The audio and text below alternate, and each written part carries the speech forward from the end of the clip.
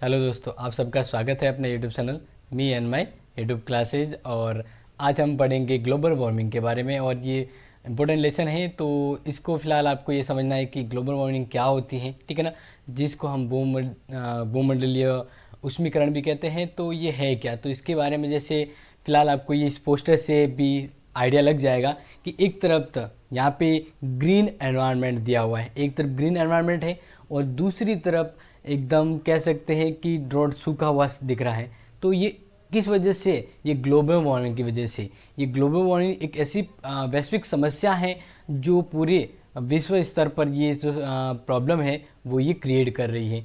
तो इसको हम देखें तो आपको इसके बारे में बताऊंगा कि ये क्या है, किस वजह से होती है और इसके क्या क्या कारण हो सकते हैं और कैसे इसके निपटा जा सकता है, तो वो हम यहाँ पे देखेंगे। तो आपको ध्यान रखना है ग्लोबल वार्मिंग के बारे में कि ग्लोबल वार्मिंग है वह एक तरह से इसको ग्रीन हाउस भी कहते हैं, ग्रीन हाउस प्रभाव भी कहते हैं। अब ये ग्रीन हाउस प्रभाव क्या है, तो मैं आपको बताता हूँ। ग्रीन हाउस प्रभाव एक तरह से ये है, जैसे एक बंद रूम है, उस बंद रूम में एनर्जी आ रही है। एनर्जी आने का मतलब ये है कि गर्मी आ रही है और वो गर्मी अंदर ही रह रही है, बाहर नहीं जाएगी। तो वो वातावरण है वो क्या हो जाएगा, गर्म हो जाता है। तो ऐसा ही खेतों में भी आपने देखा होगा कि खेत को कवर किया जाता है किसी प्लास्टिक शीट से और उसमें ऊष्मा बनाई रखी जाती है ताकि फसलें हैं उनको बराबर तापमान एनर्जी मिलती रहे और वो बढ़े। लेकिन यही यही तापमान अगर पृथ्वी में सूर्य की ओर से आ रहा है और अवशोषित हो जाता है, लेकिन जो तापमान ज़रूरत नहीं है वो पृथ्वी से बाहर निकल जाता है। तो ये जो एनवायरनमेंट है अनुकूल हो जाता है। लेकिन कंडीशन क्या हुई ग्लोबल वार्मिंग से कि पृथ्वी की ऊपरी वायुमंडलीय सतह है वह एक ऐसी परत बन गई है जो सूर्य से आने वाली एनर्जी जो ऊष्मा है वो लेती तो है, अवशोषित कर लेती है, लेकिन वह रिफ्लेक्ट होकर बाहर नहीं जा पाती। तो इस वजह से ऊष्मीय ऊष्मा हो गई। यानी पूरी तरह से ये माने यहाँ पे जैसे मैं आपको ये बता रहा हूँ, ठीक है ना। तो ग्रीन हाउस प्रभाव से यहाँ पे ये बताया गया है कि जिस तरह से एनर्जी आ रही है, ठीक है ना, जिस तरह से एनर्जी आ रही है सूर्य की, उससे क्या हुआ, पृथ्वी का वातावरण बढ़ गया है। अब पृथ्वी का वातावरण बढ़ता है तो इससे बहुत सारी समस्याएं हैं वो आती है। जैसे यहाँ पे आप देखें तो आपको थोड़ा बहुत तो यकीन और आइडिया मिल रहा होगा कि यहाँ पे जो मैंने आपको यहाँ पे अर्थ का एक फ़ोटो यहाँ पे शो हो रहा होगा, इसके आपकी बाजू में देखें तो आपको क्या लग रहा है, सूर्य, ठीक है ना। तो उसकी एनर्जी इतनी ज़्यादा है, इतनी ज़्यादा बढ़ गई है, ठीक है ना। और ये जो टेम्परेचर यहाँ पे दिख रहा है वो इतना ज़्यादा हैवी हो गया है कि पृथ्वी है वो धीरे धीरे पिघलने लग गई है। क्या होने लगी है, पिघलने लगी है। तो इस तरह से पृथ्वी का जब वातावरण बढ़ेगा तो हर तरह से समस्या उत्पन्न होती है।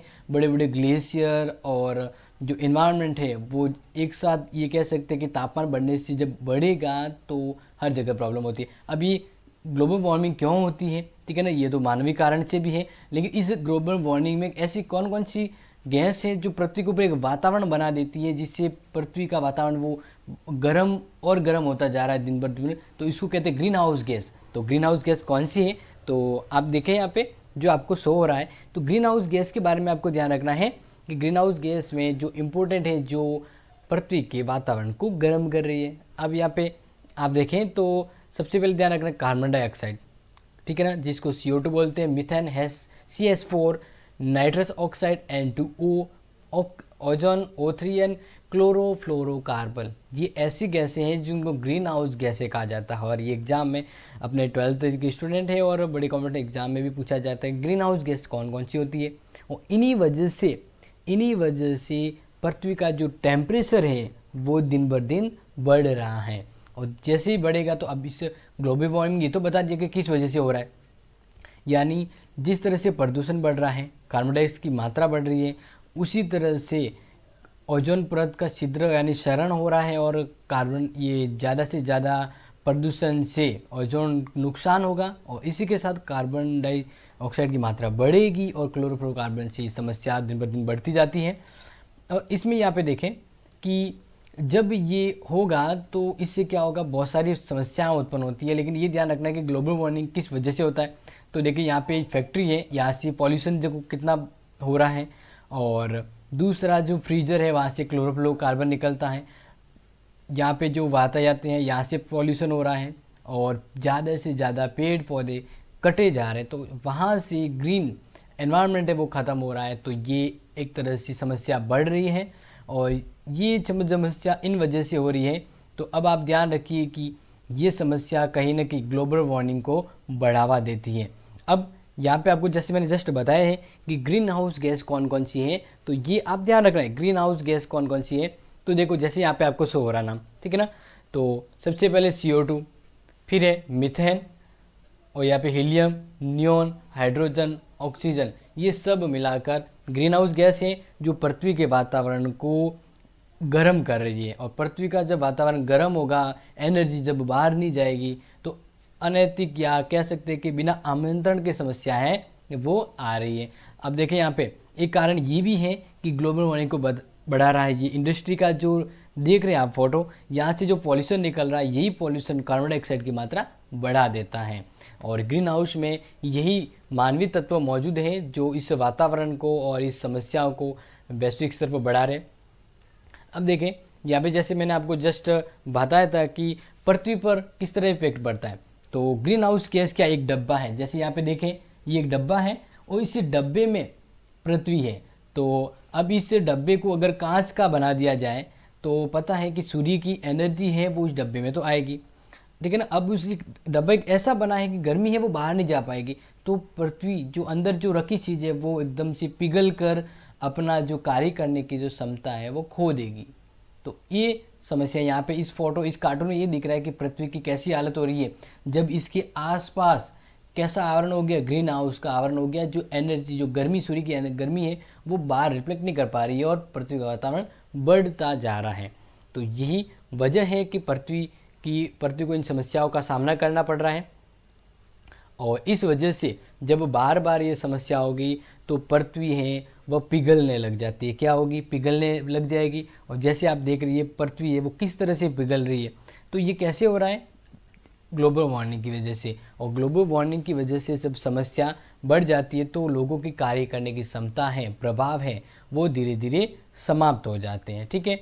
और इसी तरह से अब मैं आपको ये बता रहा हूँ कि ग्रीन हाउस जो गैस है इससे ओजोन जो लेयर है, जो पृथ्वी की सेफ्टी वॉल्व कहा जाता है, उसको भी नुकसान हो रहा है।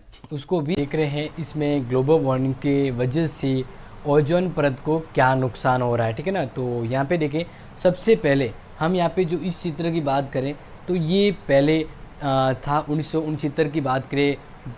ओजोन परत, पृथ्वी के ऊपर ओजोन परत है वो किस तरह से था, यानी कि जो ग्रीन ग्रीन दिख रहा है वो एक तरह से ये मान लीजिए कि ये सुरक्षा वॉल्व है, यानी ये ग्रीन परत है, ओजोन लेयर है जो इसको ढकी हुई है।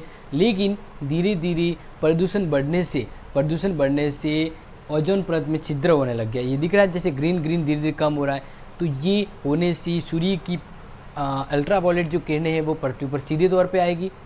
और कुछ समय बाद आप ये देखें धीरे धीरे ये क्षेत्र और बढ़ गया, ठीक है ना। और इस तरह से ये समस्या धीरे धीरे बढ़ेगी। क्योंकि ओजोन लेयर है उसमें ज़्यादा बड़ा छेद हो गया है, जिससे कैसा वातावरण हो गया, पृथ्वी इस तरह से हो गई, यानी यहाँ पृथ्वी गर्म हो रही है जैसे छाया की तरह गर्म।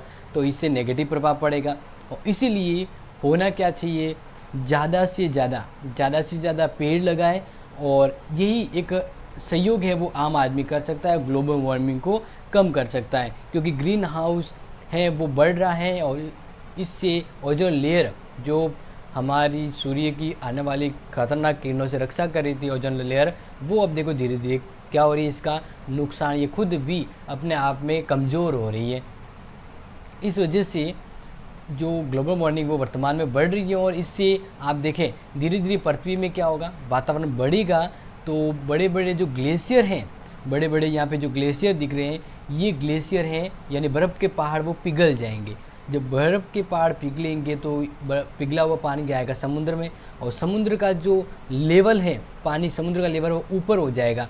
तो ऊपर हो जाएगा तो मान लीजिए समुद्र का लेवल पहले इतना था पानी, अभी पानी इस ज़मीन के बराबर आएगा जब, तो धीरे धीरे ज़्यादा ऊपर होगा तो पानी ज़मीन के ऊपर, यानी आधे ऐसे क्षेत्र है जो समुद्र के आसपास है वो डूब जाएंगे। जैसे अपने ब्रह्मपुत्र नदी के अंतर्गत एक द्वीप है माजुली द्वीप, वह अब डूब गया है। क्यों? क्योंकि ग्रीन हाउस प्रभाव से पानी समुद्र का जो लेवल है वो बढ़ रहा है। तो ऐसे बहुत से द्वीप है, सैकड़ों द्वीप है जो ग्लोबल वार्मिंग की वजह से समुद्र का जो लेवल पानी बढ़ गया, जिससे वो उनके डूबने का खतरा है ठीक है ना, ये भी एक वजह है। और इससे और क्या होता है, कभी बिना समय बारिश हो जाएगी और सूखा पड़ जाएगा। क्या होगा, देखो यहाँ पे देखो मानसून भी कैसा होगा, अकॉर्डिंग टू जैसा होना चाहिए वैसा नहीं होगा। ये सब विपरीत हुए कंडीशन है वो बदल जाएगी जब ग्लोबल वार्मिंग यानी पृथ्वी का वातावरण है वो बदलेगा। तो इस तरह से यहाँ पे जो वैश्विक तापमान बढ़ रहा है, तो इसका एक रीज़न यहाँ पे देखें, जिस तरह से पिघलने का मैंने यहाँ पे आइडिया आपको फ़ोटो रखा है। तो यहाँ पे ये देखें टेम्परेचर कैसे बढ़ रहा है। तो आपको ध्यान रखना है कि अभी हाल ही में वर्षों में मान लें कि जो टेम्परेचर पृथ्वी का 1 डिग्री सेल्सियस बढ़ रहा है। तो यहाँ पे जो मैंने आपको हाईलाइट किया, बताया कि ग्लोबल वार्मिंग के कारण बीते 100 वर्षों के दौरान वैश्विक तौर पर पृथ्वी की औसत सतह के तापमान में 0.8% इंक्रीज हुआ है। यानी हर समय आ रहा है, जैसे समय आ रहा है वैसे धीरे धीरे पृथ्वी का जो तापमान है वो बढ़ता जा रहा है। और ये जिस तरह से यहाँ पे रेड जो दिख रहा है कलर, वो पृथ्वी के तापमान को बता रहा है कि किस तरह से पृथ्वी का तापमान बढ़ रहा है। क्योंकि पहले तापमान मनुष्य के रहने के अकॉर्डिंग था, लेकिन अब देखें आप कितनी भयंकर गर्मी हो रही है। जो ये गर्मी हो रही है तो क्यों है, क्योंकि जो ग्लोबल वार्मिंग है उस वजह से। और ये ग्लोबल वार्मिंग क्यों हुई है, इनमें हमारा ही अप्रत्यक्ष हाथ है, जिससे पृथ्वी का इस तरह से नुकसान हो रहा है, जिससे हम अपने घर को ही ख़राब करते जा रहे हैं। तो इसको यहाँ पे अपने इसको सेफ्टी रखना अपनी जिम्मेदारी है। नेक्स्ट इसको देखें, तो इस ग्लोबल वार्मिंग से और क्या नुकसान होगा। तो ग्लोबल वार्मिंग से क्या हो जाएगा, सूखा पड़ेगा। क्या होगा, सूखा पड़ जाएगा और ऐसी कंडीशन आ जाएगी बेमौसम बारिश, और जब बारिश की ज़रूरत तो बारिश नहीं होगी तो सूखा पड़ेगा। और कभी कभी ऐसा होगा कि अचानक से बाढ़ आ जाएगी। और ये समस्या सब किस वजह से होगी, ग्लोबल वार्मिंग, पर्यावरण प्रदूषण की वजह से ये बढ़ावा उनको मिलता है। यानी ये समस्याएं विश्व स्तर पर सबके सामने मौजूद होगी, ठीक है ना। अब यह आपको ध्यान रखना है जो मैं बता रहा हूँ कि ग्लोबल वार्मिंग है, इससे मानव हमारे लोगों पर क्या प्रभाव पड़ेगा। तो लोगों पर क्या प्रभाव पड़ता है, तो इसको आप ध्यान रखें कि ग्लोबल वार्मिंग से जीवन को प्रत्यक्ष रूप से प्रभावित नहीं करती है। यानी जो ग्लोबल वार्मिंग है लोगों को डायरेक्टली इफेक्ट नहीं करती है, लेकिन इससे अगर आप देखें तो बहुत सारा नुकसान है वो होता है। अब नुकसान जैसे यहाँ पे देखें तो मैं बता रहा हूँ कि सूखा पड़ेगा, बेमौसम बारिश होगी और इस वजह से नुकसान होगा। तो अब हमें क्या करना है, हमें पृथ्वी को सेफ रखना है। पृथ्वी हमारे लिए बहुत महत्वपूर्ण है, तो इसको जितना सहयोग है हम उसको बचाना है और इसको सिक्योर करना है। वरना ये वो जो समस्या या वो समय दूर नहीं जब लोगों को कह सकते हैं कि लोग मिसाल देंगे कि एक समय ऐसा था जब लोग मानव हैं वो धरती पर आनंदपूर्वक रहते थे।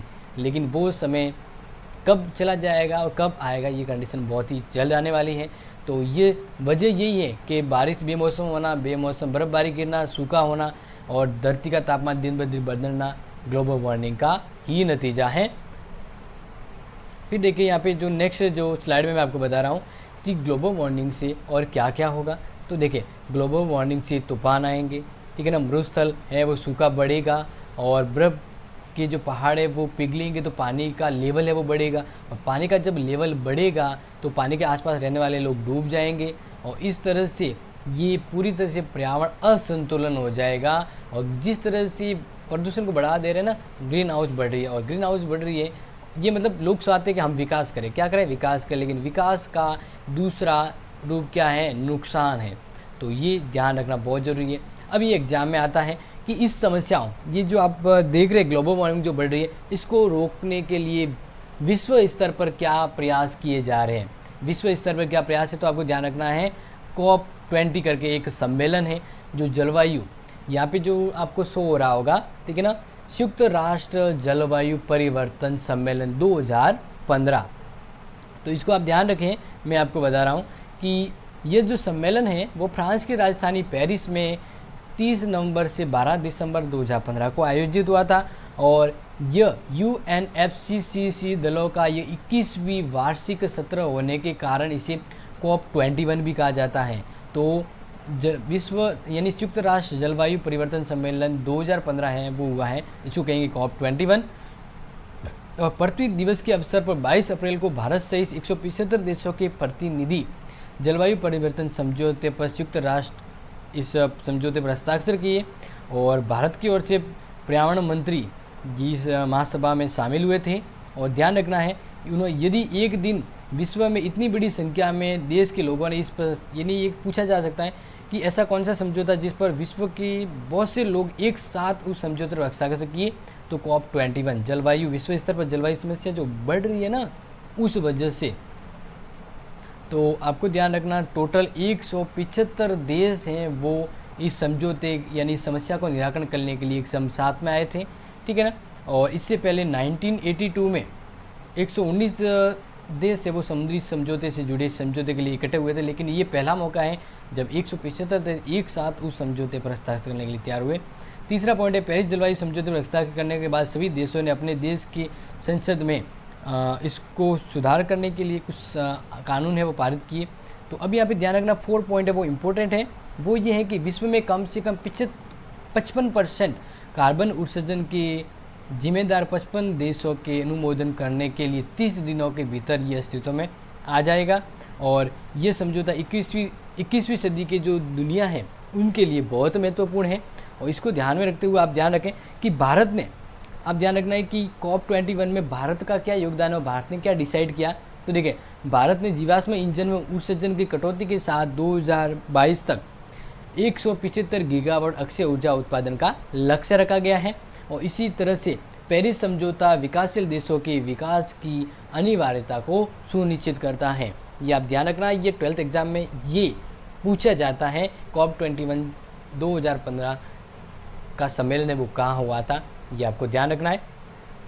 तो इस तरह से अपना जो फाइनल टच है वो मैं यही बता देता हूँ कि ग्लोबल वार्मिंग की समस्याओं को तभी निपटा जा सकता है जब हम कहें सबका साथ सबका विकास। तो इस तरह से ये ग्लोबल वार्मिंग समस्या विश्व स्तरीय है, इसमें सभी का एकजुट सहयोग होना चाहिए।